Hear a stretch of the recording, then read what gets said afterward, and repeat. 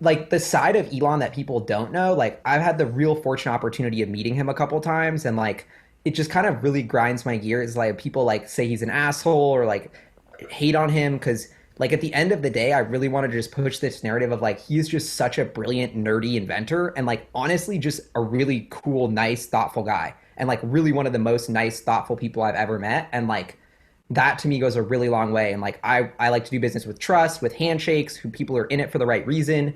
And like the fact that Elon Musk like listened to me and let me on the conference call and like actually like just because I'm, you know, I don't have the experience or I'm not as old as or whatever, like he still listened to me because my ideas were good. Like that is something I'll always take with me is like, wow, like that you like I don't, you know, I almost look at him as a mentor, even though I don't really know him that well, but Yeah, like sure.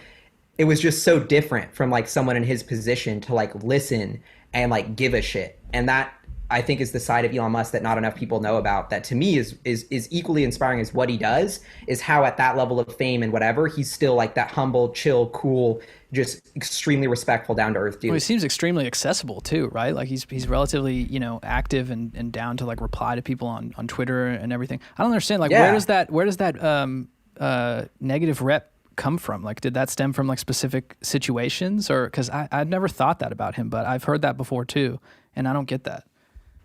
You know, it's really sad. I don't even want to spend that much time on it. There's a huge amount of people who are betting on Tesla stock to fail, and we're Yeah. frankly like I've talked to billionaire hedge fund managers in their office, David Einhorn, and it's just like these dudes are spreading narratives that are ugly, and like there's billions of literally tens of billions of dollars on the line betting on Tesla to fail, and this guy's their playbook is to put out bullshit articles, Yeah. Yeah. and they almost kicked Elon Musk out of the company. You know, they voted him out as chairman, so there's been a lot of and it kills me because I don't even get it. I'm like, dude, like people love to hate on somebody who's successful. Like Jeff Bezos has a quote, like if you never want to do, never want to get hated on, never do anything new. Well, You yeah, know, that's the thing. Yeah. like so I love that, but it's just like a guy who's trying really hard to put his life savings into this company. Like, so is it me as an entrepreneur? Like, I don't know how you feel, but I'm like, bro, like I like, how can you hate on a guy who like asks for nothing, put all his own money into it, works his ass off to try and make the world better? Like, what have you done? That's what I always ask people. It's like, Right. bro, what are you doing for climate change? Like, Right. stop hating. Like, dog, like, No, facts. I mean, there's a lot of different mentalities out there. I mean, obviously, there's probably some people who have financial interests in seeing him have negative press or something like that, and so there's so much manipulation of the media when it comes to that stuff at a high level. But I think when you think about the idea of people hating on people because they're extremely kind of successful and maybe different and weird, I think it's just a mental thing for those people. I mean, there are just a lot of people that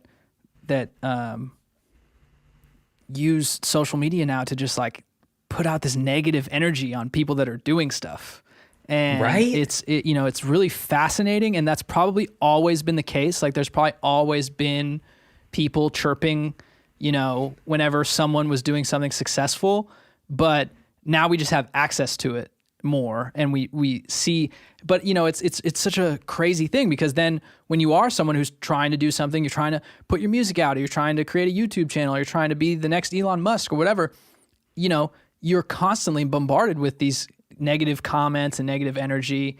And I think that most people who have the self-confidence and the vision to go out and actually build something for themselves also have the confidence to say these comments are completely irrelevant.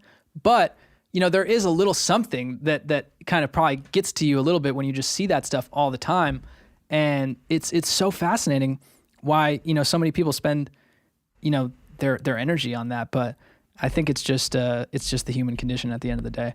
Totally. For some And it makes people. me sad, but it's like all you can do is focus on your own positivity, Right. and spreading that message. And I've really tried to like, even I'm like, if I'm going to send an angry text or angry tweet, like I try and like not send it. Cause I'm like, bro, in 5 minutes, you're just going to regret that. And like, why did you put that negative energy into the world? Right. Like, I don't know. So I'm hoping that will change because I hate seeing that on Twitter. Every time I tweet, people are like, bro, like, you Yeah, suck. it's Like, just easy. It's easy for people to say things through these mediums, but it's just we're just more aware of it now, and so I think that can make you feel a little bit more comfortable about it, if that makes any sense. But I'm and if it makes you feel better, it got to Elon. Like he Yeah, was right. rattled about the shorts, and he was tweeting back at him. And I think that's half the trouble he got into is because he was so personally like, "Fuck you, this is unfair." Yeah. That like it just got to him.